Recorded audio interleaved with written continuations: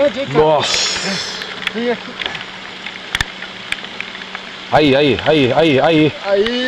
garoto. Nossa, que animal! Embaixo de chuva, gente, é o grande. Ele tá levando linha. Nossa! Embaixo de Devagar, chuva, Betão. muita chuva.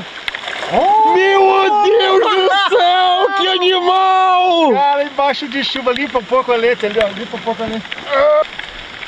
Olha aqui o peixão. É peixe bonito, é peixe bonito. Embaixo de chuva, gente. Embaixo de chuva, tá gravando aí, cara? Ah. Tá dando botão. Olha aqui embaixo de chuva, gente. Muita calma nessa hora.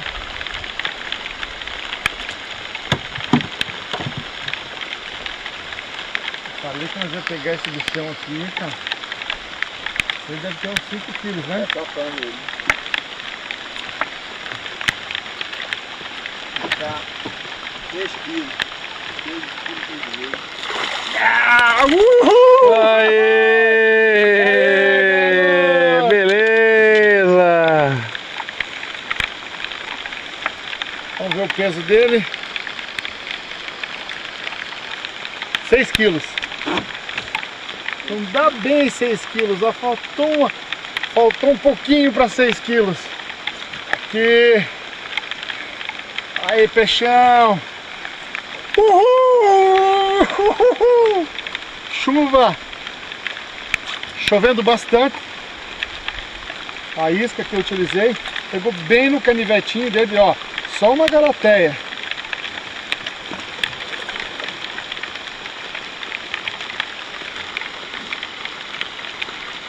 Aí, Tony. Cara, vamos ter que fotografar isso. Dá um time aí. Aí.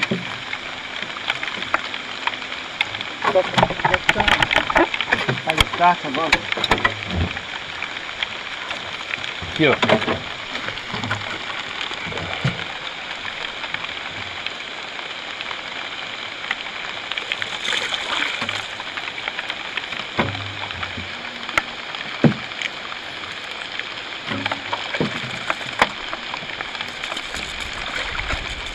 Cara, esse lugarzinho aqui quando crava é pra pegar mesmo, né?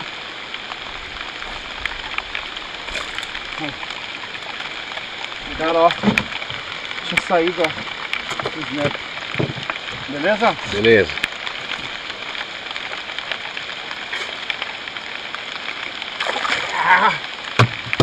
Aí, peixão. Uhul.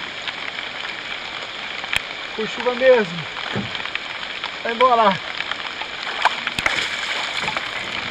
Com chuva mesmo. Isso é a Amazônia. Uhul.